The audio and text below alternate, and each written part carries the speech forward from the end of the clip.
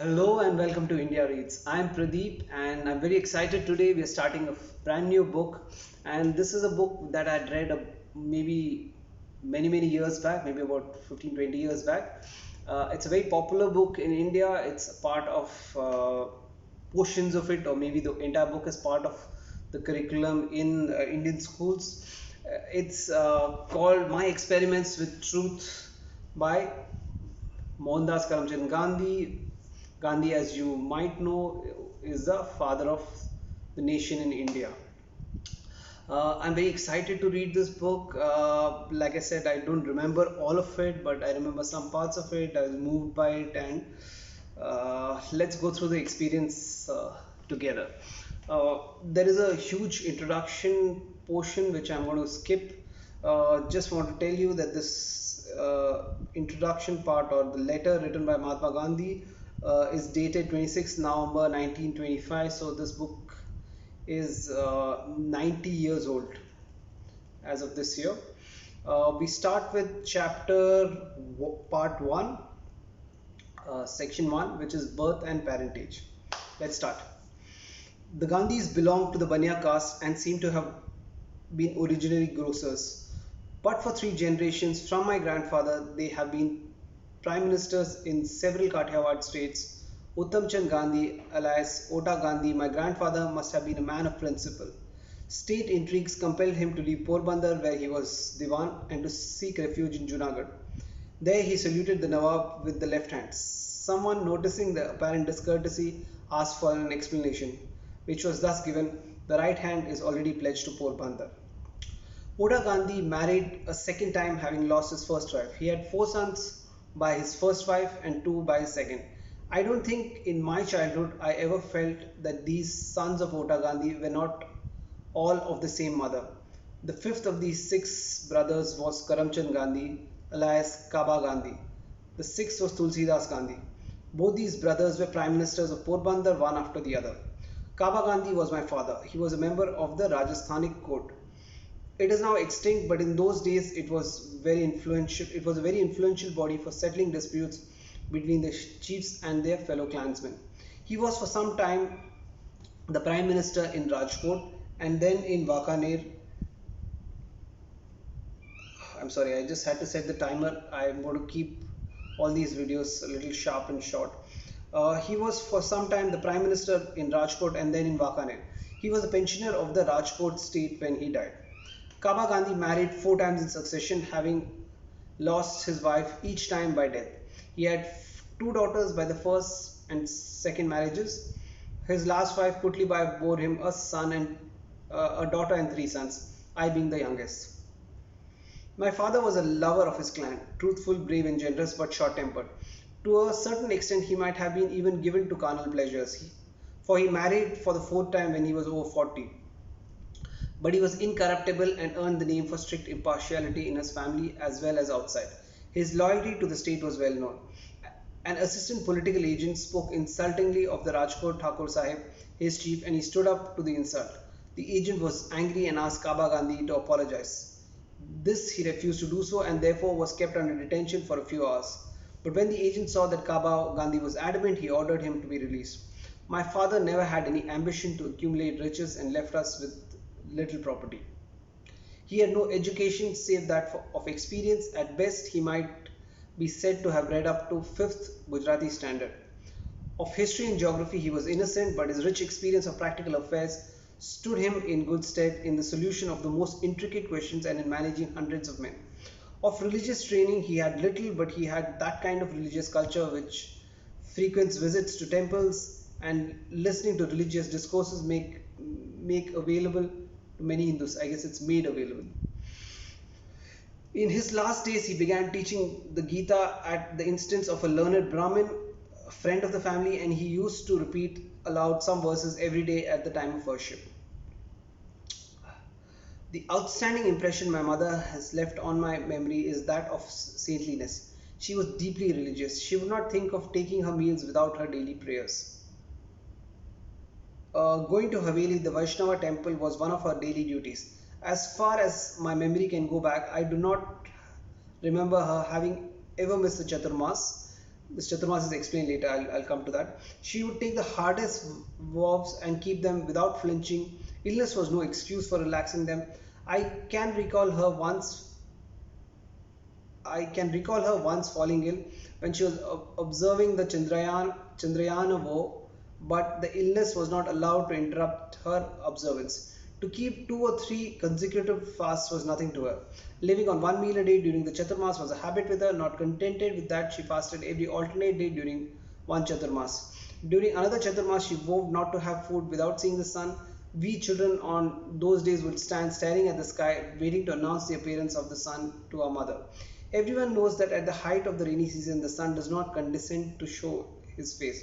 And I remember days when, at the sudden appearance, we would rush and announce to her. She would run out to see with her own eyes, but at that time the fugitive sun would be gone, thus depriving her of her meal. That does not matter, she would say cheerfully. God did not want me to eat today, and she would return to her round of duties. My mother had strong common sense. She was well informed of all matters of the state, and the ladies of the court thought highly of her intelligence. Often I would accompany her, exercising the privilege of childhood, and I still remember many lively discussions she had with the widowed mother of Thakur Sahib. Of these parents, I was born at Porbandar, otherwise known as Sudhamapuri, on 2nd October 1869. I passed my childhood in Porbandar. I recollect having being put up to school. It was with some difficulty that I got through the multiplication tables. The fact that I can recollect nothing more than those days, having learned in the company of other boys to call our teachers all kinds of names, would strongly suggest that my intellect must have been sluggish and my memory raw. So, two things I explained here. One is Chaturmas. It's literally a period of 4 months, a vow of fasting and semi-fasting during the 4 months of rains. This period is sort of a long Lent. And Chandrayana, which is explained as a sort of fast where the daily quantity of food is increased or diminished according as the moon waxes or wanes based on the moon's cycle. The second part, childhood. I must have been about 7 when my father left Porbandar for Rajkot to become a member of the Rajasthani court. There I was put into a primary school, and I can well recollect those days, including the names and other particulars of the teachers who taught me. As at Porbandar, so here there is hardly anything to note about my studies. I could have been only a mediocre student. From this school I went to the suburban school and thence to the high school, having reached my 12th year. I do not remember ever having told a lie during this short period, either to my teachers or to my schoolmates. I used to be very shy and avoided all company. My books and my lessons were my sole companions. To be at school at the stroke of the hour and to run back home as soon as the school closed, that was my daily habit. I literally ran back as because I could not bear to talk to anyone. I was even afraid lest anyone should poke fun at me. So basically shy and not social. There is an incident which occurred at the examination during my first year at the high school, which is worth recording. Mr. Gills, the educational inspector, had come on a visit of inspection. He had set us 5 words to write as a spelling exercise. One of the words was kettle, and I had misspelled it. The teacher tried to prompt me with the point of the boot, but I would not be prompted. It was beyond me to see that he wanted me to copy the spelling from my neighbor's slate, for I had thought that the teacher was here to supervise us against copying. The result was that all boys except myself were found to have spelled every word correctly. Only I had been stupid. The teacher tried later to bring the stupidity home to me without effect. I could never learn the art of copying. Yet the incident did not in the least diminish my respect for the teacher. I was by nature blind to the faults of the elders.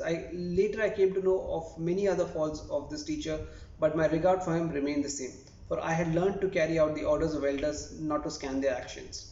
Two other incidents belonging to the same period have always clung to my memory. As a rule, I had a distaste for any reading beyond my school books. The daily lessons had to be done because I disliked them being taken to task by my teachers as much as I disliked deceiving him. By my teacher, as much as I disliked deceiving him. Therefore, I would do the lessons, but often without my mind in them. Thus, even when the lessons could not be done properly, there was, of course, no question of any extra reading. But somehow my eyes fell on a book purchased by my father. It was Shravana Pitra Bhakti Nataka, a play about Shravana's devotion to his parents. I read it with intense interest. There came to our place about the same time I, itinerant showman. One of the pictures I was shown was Shravana carrying, by means of slings fitted for his shoulders, his blind parents on a pilgrimage. The book and the picture left an indelible impression on my mind. Here is an example for you to copy, I said to myself. The agonized lament of the parents over Shravana's death is still fresh in my memory. The melting tone moved me deeply, and I played it on concertina which my father had purchased for me. There was a similar incident connected to another play. Just about this time, I had secured my father's permission to see a play performed by a certain dramatic company. This play, Harish Chandra, captured my heart. I could never be tired of seeing it. How often should I be permitted to go? It haunted me that I must have acted Harish Chandra to myself many times without number. Why shouldn't why should not all be truthful like Harish Chandra was the question I asked myself day and night. To follow truth and to go through the ordeals Harish Chandra went through was the one ideal it inspired me. I literally believed in the story of Harish Chandra. The thought of it all made me weep. My common sense tells me today that Harish Chandra could not have been a historical character. Still, both Harish Chandra and Stravana are living realities for me, and I'm sure I should be moved as before if I were to read those plays again today. Third, child marriage. Much as I wish I had not to write this chapter, I know that I still have to swallow many such bitter draughts in the course of the narrative. And I cannot do otherwise if I claim to be a worshipper of the truth. It is my painful duty to have to record here my marriage at the age of 13. As I see the youngsters of the same age about me who are under my care and think of my own marriage, I am inclined to pity myself and to congratulate them on having escaped my lot.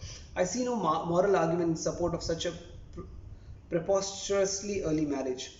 Let the reader make no mistake, I was married, not betrothed, for in Kathiawar there are two distinct rites, betrothal and marriage. Betrothal is a preliminary promise on the part of the parents of the boy and the girl to join them in marriage, and it's not inviolable. The death of the boy entails no widowhood on the girl. It's an agreement purely between the parents, and the children have no concern with it. Often they are not even informed of it. It appears that I was betrothed thrice without my knowledge. I was told that two girls chosen for me had died in turn, and therefore I infer that I was betrothed three times. I have faint recollection, however, that the third betrothal took place in my seventh year, but I do not recollect of being informed about it. In the present chapter, I am talking about my marriage, of which I have the clearest recollection. It will be remembered that we were three brothers. The first of was already married. The elders decided to marry my second brother, who was 2 or 3 years my senior, a cousin, possibly a year older, and me, all at the same time. In doing so, there was no question of our welfare, much less our wishes. It was purely a question of their own convenience and economy. Marriage among Hindus is no simple matter. The parents of the bride and the bridegroom often bring themselves to ruin over it. They waste their substance, they waste their time. Months are taken up over the preparations in making clothes and ornaments and in preparing budgets for dinners. Each tries to outdo the other in the number and variety of courses to be prepared. Women, whether they have a voice or no, sing themselves hoarse, even get ill and disturb the peace of the neighbors.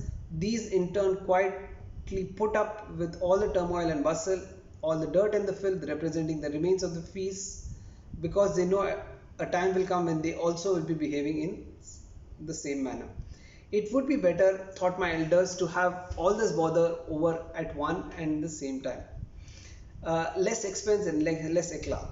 For money could be freely spent if it had to be spent once instead of thrice. My father and my uncle were both old, and we were the last children they had to marry. It is likely that they wanted to have the best time of their lives. In view of all these considerations, a triple wedding was decided upon, and as I've said before, months were taken up in preparation for it. It was only through these preparations that we got warning of the coming events. I don't think it was meant to be anything more than the prospect of good clothes to wear, drum beating,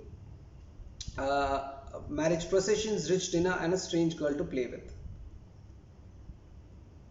The carnal desire came later. I proposed to draw a curtain over my shame, except for a few details worth recording. To these I shall come later, but even they have little to do with the central idea that I have kept before me in writing the story. So my brother and I were both taken to Porbandar from Rajkot. There are some amusing details of the preliminaries to the final drama. Example, smearing our bodies all over with turmeric paste, but I must omit them. My father was a divan, nevertheless a servant, and all the more so because he was in favor of the Thakur Sahib, because he was in favor with the Thakur Sahib. The latter would not let him go until the last moment, and when he did so, he ordered for my father's special stage coaches, reducing the journey by 2 days. But the fates had willed otherwise. Porbandar is 120 miles from Rajkot, a car journey of 5 days. My father did the distance in three, but the coach toppled over in the third stage and he sustained severe injuries. He arrived bandaged all over. Both his and our interest in the coming event was half destroyed, but the ceremony had to be gone through. For how I could manage, for how could the marriage dates be changed? However, I forgot my grief over my father's injury in the childish amusement of the wedding. I was devoted to my parents, but no less was I devoted to the passions that the flesh is heir to. I had yet to learn that all happiness and pleasure should be sacrificed in devoted service to my parents. And yet, as though by way of punishment for my desire of pleasures, an incident happened, which has never since rankled in my mind, and which I will relate later. Nishkulanand Singh's renunciation of objects without renunciation of desires is short lived, however hard you may try. Whenever I sing this song or hear it sung, this bitter, untoward incident rushes to my memory and fills me with shame. My father put on a brave face in spite of his injuries and took part in the wedding. As I can think of it, I can even recall today before my mind's eye the places where he sat as he went through the different details of the ceremony. Little did I dream that one day I should severely criticize my father for having married me as a child. Everything on that day seemed to me right and proper and pleasing. There was also my eagerness to get married, and as everything that my father did then struck me as beyond reproach, the recollection of those things is fresh in my memory. I can picture to myself even today how we sat in our wedding dais, how we performed the Saptapadi, how we, the newly wedded husband and wife, put the sweet concern into each other's mouths, and how we began to live together. And oh, the first night, two innocent children all unwittingly hurled themselves into the ocean of life. My brother's wife had thoroughly coached me about my behavior on the first night. I do not know who had coached my wife. I have never asked her about it, nor am I inclined to do so now. The reader may be sure that we were too nervous to face each other. We were certainly too shy. How was I to talk to her, and what was I to say? The coaching could not carry me far. But no coaching is really necessary in such matters. The impressions of the former birth are potent enough to make all coaching superfluous. We gradually began to know each other, to speak freely together. We were in the same age, but I took no time in assuming the authority of a husband. There are two things which I explained. Sataptipadi are the 7 steps that the Hindu bride and groom walk together, marking at the same time the promises of mutual fidelity and devotion, after which the marriage becomes irrevocable. Concert, the sweet that they put in each other's mouth, is a preparation of wheat which the pair partake of together after the completion of the ceremony. Let's go to the next part. Playing the husband. About the time of marriage, little pamphlets costing a pice or a pie, I forget how much, used to be issued, in which conjugal love, thrift, child marriages, and other subjects were discussed. Whenever I came across any of these, I used to go through them cover to cover, and it was a habit with me to forget what I did not like and to carry out and practice whatever I like. Lifelong faithfulness to wife, inculcated in these books as the duty of the husband, remained permanently imprinted onto my heart. Furthermore, the passion for truth was innate in me, and to be false to her was therefore out of question. And then there was very little chance of me being faithless at that tender age. But the lesson of faithfulness also had an untoward effect. If I should be pledged to be faithful to my wife, she should also be pledged to be faithful to me, I said to myself. The thought made me a jealous husband. Her duty was easily converted into my right to exact faithfulness from her, and if it had to be exacted, I should be watchfully tenacious of the right. I had absolutely no reason to suspect my wife's fidelity, but jealousy does not wait for reasons. It must I must needs see. This is a book which is translated from Gujarati, so there are mistakes. I don't know what it is, but must needs be forever on the lookout regarding her movements. I must need to be forever on the lookout regarding her movements, and therefore she could not go anywhere without my permission. This sowed the seeds of a bitter quarrel between us. The restraint was virtually a sort of imprisonment, and Kasturbai was not the girl to brook any such thing. She made it a point to go out whenever and wherever she liked. More restraint on my part resulted in more liberty being taken by her, and in my getting more and more cross. The refusal to speak to one another thus became the order of the day with us married children. I think it was quite innocent of Kasturbai to have taken those liberties with my restrictions. How could a guileless girl brook any restraint on going to a temple or going on visits to friends? If I had the right to impose restrictions on her, had she not also similarly right? Had had not she also similarly right? All this is clear to me today, but at that time I had to make good my authority as a husband. Let not the reader think, however, that ours was a life of unrelieved bitterness. For my severities were all based on love. I wanted to make my wife an ideal wife. My ambition was to make her live a pure life, learn what I learned, and identify her life and thought with mine. I do not know whether Kasturbai had any such ambition. She was illiterate by nature. She was simple, independent, persevering, and with me at least reticent. She was not impatient of her ignorance, and I do not recollect my studies having spurred her to go for a similar adventure. I fancy, therefore, that my ambition was all one-sided. My passion was entirely centered on one woman, and I wanted it to be reciprocated. But even if there was no reciprocity, it could not be unrelieved misery because there was active love on one side at least. I must say I was passionately fond of her. Even at school I used to think of her, and the thought of nightfall and our subsequent meeting was ever haunting me. Separation was unbearable. I used to keep her awake till late in the night with my idle talk.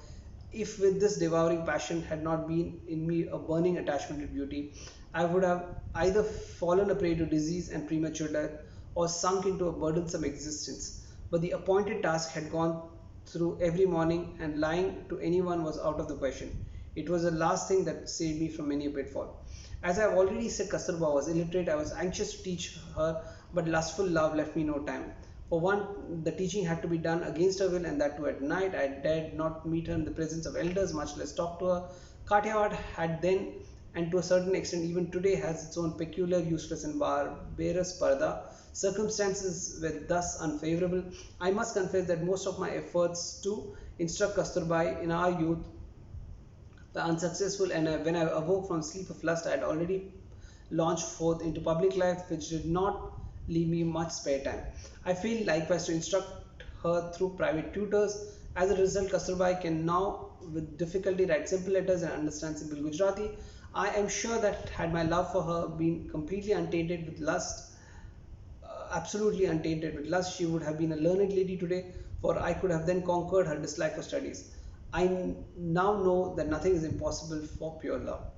I have mentioned one circumstance that more or less saved me from the disaster of lustful love. There is nothing worth noting. Numerous examples have convinced me that God ultimately saves him whose motive is pure. Along with the cruel custom of child marriages, Hindu society has another custom to which a certain extent diminishes the evils of the former. The parents do not allow young couples to stay long together. The child wife spends more than half her time at her father's place. Such was the case with us. That is to say, during the first 5 years of our married life, from the age of 13 to 18, we could not have lived together longer than an aggregate period of 3 years. We would have spent 6 months together. Then there would be a call to my wife from her parents. Such calls were very unwelcome in those days, but they saved us both. At the age of 18, I went to England, and this meant a long and healthy spell of separation. Even after my return from England, we hardly stayed together longer than 6 months, for I had to run up and down between Rajkot and Bombay, and then came the call from South Africa, and that found me already free from the carnal appetite. At the high school, as I have, as I've already said, that I was learning at the high school when I was married. We three brothers were learning at the same school. The eldest brother was in much higher class, and the brother who was married at the same time as I was only one class ahead of me. Marriage resulted in both of us wasting a year. Indeed, the result was even worse for my brothers, for he gave up studies altogether. Heaven knows how many youths are in the same plight as he. Only in the present Hindu society do studies and marriages thus go hand in hand. My studies were continued. I was not regarded as a dunce at high school. I always enjoyed the affection of my teachers. Certificates of progress and character used to be sent to my parents every year. I never had a bad certificate. In fact, I even won prizes after I passed out of the second standard. In the fifth and the sixth, I obtained scholarships for rupees 4 and 10 respectively, an achievement for which I have to thank good luck more than my merit. For the scholarships were not open to all but reserved for the best boys amongst those coming from the Surat district of Kathiawar. And in those days, there could not have been many boys from Surat. This is, I guess, present day Surat, in a class of 40 to 50. My own recollection is that I had not any high regard for my ability. I used to be astonished whenever I won prizes and scholarships, but I very jealously guarded my character. The least little blemish drew tears from my eyes. When I merited or seemed to the teacher to merit a rebuke, it was unbearable for me. I remember having once received corporal punishment. I did not so much mind the punishment as the fact that it was considered my desert. I wept piteously. That was when I was in the first or second standard. There was another student during that time, another such incident during that time when I was in the seventh standard. Dorabji Edulji Gimi was the headmaster then. He was popular with the boys as he was a disciplinarian, a man of method, and a good teacher. He made he had made gymnastics and cricket compulsory for the boys of the upper standards. I disliked both. I never took part in any exercise, cricket or football, before they were made compulsory. My shyness was one of the reasons for this aloofness, which I now see as was wrong. I then had the false notion that gymnastics had nothing to do with education. Today I know that physical training should have as much place in the curriculum as mental training. I may mention, however, that I was none the worse for abstaining this exercise. That was because I had read in books about the benefits of long walks in the open air, and having liked the advice, I formed the habit of taking walks, which has still remained with me. These walks gave me a fairly hardy constitution. The reason for my dislike in gymnastics was my keen desire to serve as a nurse to my father. As soon as the school closed, I would hurry home and began serving him. Compulsory exercise came directly in the way of his service. I requested Mr. Jimmy to exempt me from gymnastics so that I might be free to serve my father, but he would not listen to me. Now it happened that one Saturday, when we had school in the morning, I had to go home to the school for gymnastics at 4 o'clock in the evening. I had no watch and the clouds deceived me. Before I reached the school, the boys had all left. The next day, Mr. Jimmy, examining the roll, found me marked absent. Being asked the reason for absence, I told him, let me just finish this. I told him what had happened. He refused to believe me and ordered me to pay a fine of 1 or 2 annas. I cannot recall how much. I was convinced of lying. I was convicted of lying. That deeply pained me. How was I to prove my innocence? There was no way. I cried in deep anguish. I saw that a man of truth must also be a man of care. This was the first and last instance of my carelessness in school. I have a faint recollection that I succeeded in getting the fine remitted. The exemption from exercise was, of course, obtained, as my father wrote himself to the headmaster saying that he wanted me at home after school. Okay, so let me end the chapter now. What have we got? What have we read till now? It basically gives a background of the family of uh, Mohandas Gandhi, the fact that he comes from a long line of um, civil servants, or what do you call them, people who serve in the royal court. His parent, his father and his uncle were prime ministers of Porbandar. So he was born in this small city called Porbandar. I incidentally have been to Porbandar and I've seen the exact spot. They call it Kirti Mandir these days. It's like a temple, and they've exactly marked the spot where Mahatma Gandhi was born.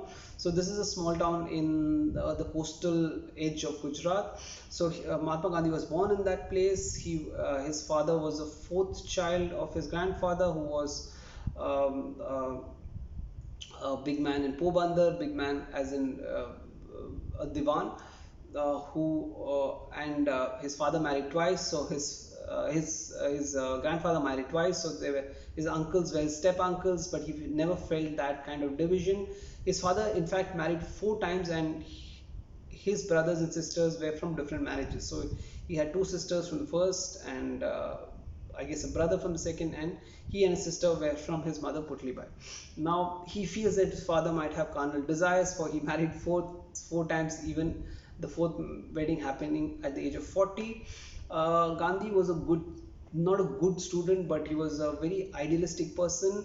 He would not lie, he would not cheat, he would not copy even if the teachers asked him to.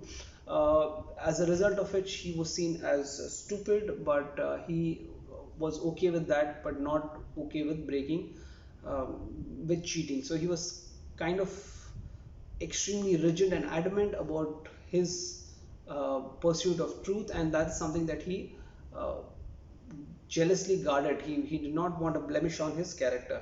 He would also had no interest in reading or writing. He would rush from school back home. There are two epics or two mythological characters that he had read about or he had seen plays and impressed him. One is Shravana. Shravana comes from the story in Ramayana, where there's this boy who is completely devoted to his parents. His mom and dad are blind, so he carries them in two baskets across different parts of India on a pilgrimage. So Gandhi is impressed by this kind of devotion to the parents. And who's the second character? I am forgetting. Uh, yes, Harish Chandra. Harish Chandra is again a character who is known for his extreme level of truthfulness, and uh, his pursuit of truth put him in great difficulties. He had to undergo a lot just because he would not lie, and Gandhi was really impressed by that. He held himself up to that high standard that he would suffer anything but not lie or cheat. And so that was the personal upbringing. That was the it was not enforced by society or anybody. That was something that he himself inculcated him in his thinking and his behavior. Apart from that, he was like any other normal child. He had no interest in education. He used to struggle with mathematics, but over a period of time, he evolved to become a decent student. He came from this very small town and Porbandar, and his father later shifted to a bigger town which was Rajkot, and they moved on to a slightly bigger school. There, Gandhi started doing a little better.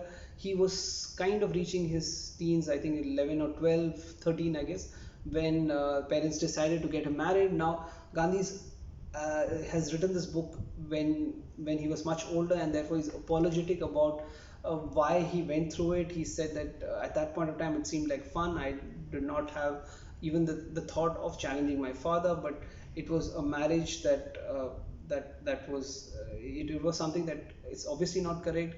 I was hardly a child, and three of us, me, my brother, and cousin, were married together because my father and my uncle wanted to be done with it. They were too old and they wanted their last set of wedding responsibilities to be done with. So I was married to this girl who was uh, again a young girl. She was illiterate, and then the dynamic between husband and wife. As soon as I got married, I took the position of a husband. I was very jealous of her. She had no reason to cheat. I was extremely loyal and fond of her, and I expected that from her, and therefore I used to restrict her too much, and those restrictions kind of started irritating her, and she would get angry and we would fight a lot. It was not to say that we did not have a good marital relationship, but the fact that I was so uh, jealous, or I was very so possessive of her, kind of. We used to have a lot of fights. He talks about an incident. um, he talks about something which was a carnal desire, and he says that I will detail it out in a later chapter. But basically he says that at that point of time, when young kids were married, it was an understanding that they would live together for some time, and then the girl's parents would take the girl back, and she would stay with her parents till she reached a reasonable age. Here, the reasonable age was between the ages of 13 to 18 for Mahatma Gandhi, because he got married at that age. And in the next 5 years, they spent some time together, and she would go back to her parents and spend some time there. It worked out good for him because he was able to concentrate on his studies. He did well, he got scholarships, not because he was brilliant, but because he was only the one or two students who came from that Surat district of Kathiawar, and because he was just among one or two, he got some scholarships. He got a lot of merit certificates. And so he did decently well. He obviously then went to England, and then he came back. He spent a lot of time between Bombay and Rajkot. So the fact that his wife was not constantly with him also worked out well for him. Uh, he spends a lot of time talking about the marriage, but that's not important. The father coming was rushing back to the wedding, uh, doing a journey which would have usually taken 5 days, tried to do it in 3 days. On the third day, his coach had an accident and he had a bandage head, so their wedding did not go on as happily as they had dreamt about. The last part of it is about his experience in school, and he obviously was very conscious of the fact that he should not be reprimanded by any of his teachers, and he made sure that he never got reprimanded. If he did get at any point of time even slight, he would take it very personally, cry, and take it on himself. There was one such occasion. He had no interest in the school's forcing of physical education. In his school, it meant cricket, gymnastics, and football, and he used to avoid that, and he used to go and take care of his father. On one particular day, he wanted a special permission because this was on a Saturday, and the teacher refused. So this is where we kind of have stopped here. I'll try and keep the videos to this kind of timing, so that we it doesn't get too long, and at the same time we cover a lot of ground. I hope you will continue to listen to my channel. I hope you like the book. I hope you enjoy uh, listening to the story of Gandhi, and I'll see you in the next chapter. Thank you. Bye bye.